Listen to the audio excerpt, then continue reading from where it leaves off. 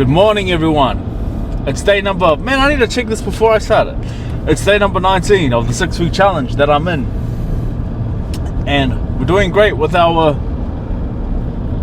physical activity. Now, I did notice that I've dropped majorly in the cardio department, man.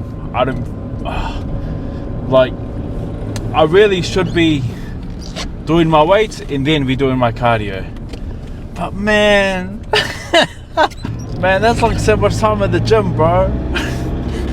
I should be doing my weights and then going for a walk or doing something. Not really a fan of just walking for so long, you know. So I've dropped majorly on the cardio side of things.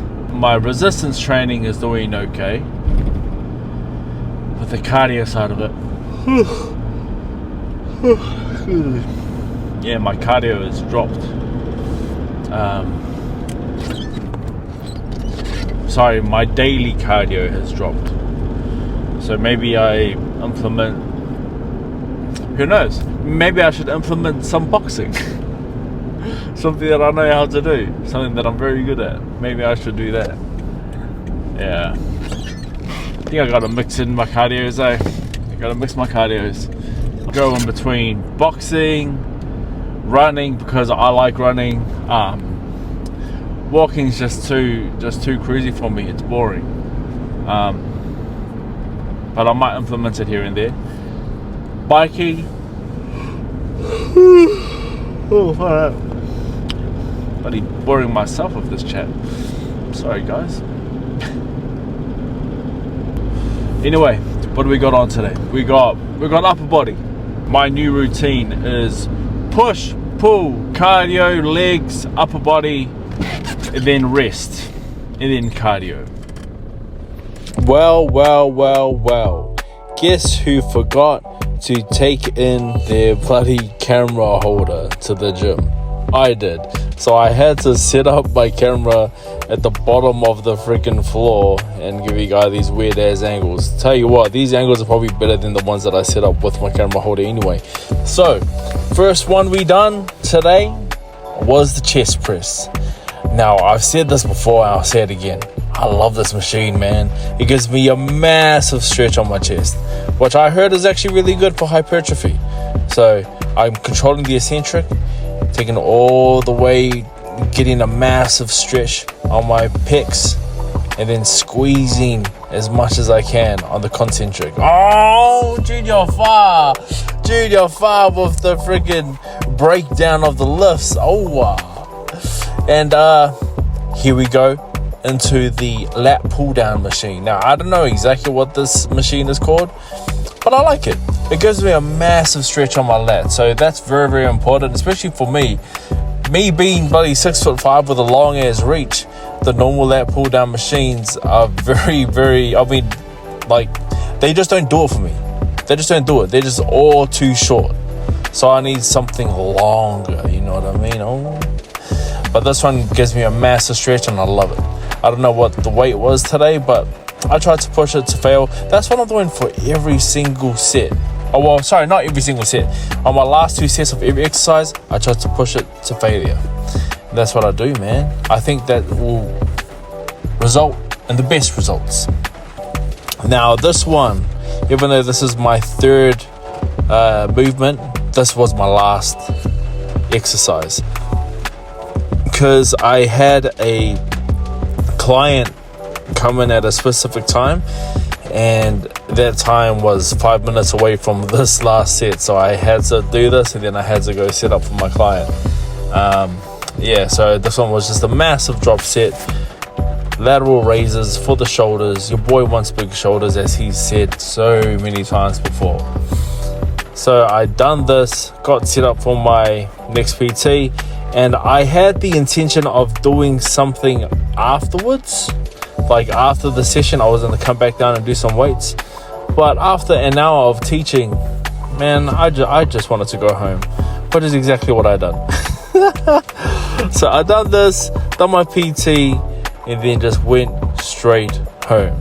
And that, ladies and gentlemen, brings us to the end of this voiceover. Here it is, bro. Here it is. So, avocado, tomato, salad, sweet chili sauce. Wait, yeah, like the 50% sweet chili sauce, 50% less sugar, and the vegan chicken thing. Each of these vegan meat thingies are always questionable because they freaking taste like it, man. You know? Usually I would eat and talk at the same time, but that sandwich was too delicious. I've been enjoying teaching and that side of boxing, and trying to learn that side of boxing, like the teaching side of boxing. That's been awesome. I'll tell you what's been interesting though is that like I'm not as in demand as I thought I would be. I think there's a sense of entitlement that I have on other people. Like I feel that people will come to me because I'm junior fire and I've done this and that, and I'm one of the best boxers in the country. But people don't care, People don't care. They just want to know what you can do for them.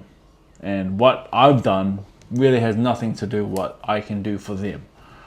So it's been humbling in that way. So now I need to learn how to really market myself more so I can get more clients and teach what I'm passionate about. I'm passionate about the sport. I like the art of boxing. I'm also in talks of maybe teaching different classes. I definitely am going down the teaching, like the classes route, where I'm teaching classes on how to get fit through boxing, and then also want to learn the more technical side of boxing. I've got one of those sessions tonight. Everything that you get from the sport, apart from the fact that you know how to punch someone, or you know how to punch and you know how to dodge a punch, the things that you get around it, like discipline and confidence, that stuff goes a long way in this world, man. Like I've grown so much as a person through boxing. Like going through my teenage years, I didn't get up to much trouble at all, but that was in my back pocket if I ever needed it. I didn't need it, but that was there. And knowing that I had that there brought out a certain type of confidence, a quiet confidence. I carried myself with a quiet confidence because I knew that I knew how to defend myself if I ever needed to. Something might happen in your life where violence occurs, and what is good to combat violence is a good level head. You need eyes that has seen violence and a calm head that has seen this before and is not freaked out by it. They'll be able to assess the situation accordingly, approach it, and just hopefully de-escalate it, because that's the best thing to do on the street, is to not get involved into some type of scrap or anything. But if there was something to go down, then you know what to do. But that's not the point of learning these martial arts or these sports. These sports are sports. That's all they are. If you're learning how to box, you're learning how to fight in the ring. If you're learning how to do jiu-jitsu, you're learning how to compete against other jiu-jitsu artists. You're not learning how to defend yourself in the street. That stuff is secondary. That stuff comes because you know how to fight someone else who knows how to fight. But that's not what you're doing. You're not learning to fight someone on the street. That's not what you're learning. You're learning how to compete against someone else who is learning the same art. People sometimes get that mixed up, and it's terrible when they do that. They go into a gym and they learn the art and they take that to the street. That shit sucks. You learn the art to compete in the art. You learn the sport to compete in the sport. You don't learn this stuff to take it to the street and do what you want with it. No, that is disrespectful to the coach, to the gym, and it's just terrible for society. And it's terrible for the sport. If there's a street fight clip that goes online on YouTube, on Instagram or something, and I see it and I can tell someone trains in a certain discipline, I'm like, man, you shouldn't be using that on the street, bro. You know better. That stuff doesn't belong in the street. It belongs in the ring. That stuff doesn't belong in there. It belongs in the gym. Most of it is just teens, They're pumped full of testosterone, and that's all they want to do is fight each other. That is what it is. But it sucks when you see that. And I would just hope, and I know it's the same at my gym, and I'm expecting it to be the same everywhere else, is that if your coach, if your sensei knows that you're doing this stuff on the street, bro, you're going to get in trouble. You are going to face some type of disciplinary action, or you're going to get disciplined somehow, or you're going to get kicked out of the gym. In some way, you're going to get in trouble from your coach and from your gym. It's not worth it. The streets are never worth it. Anyway. Junior, bro, didn't you finish Pepsi Max yesterday? Yes, I did, and I finished one today as well. Stop judging me. Anyway. It was a good chat today. That's me. I hope you guys have a great day. I'll see you tomorrow.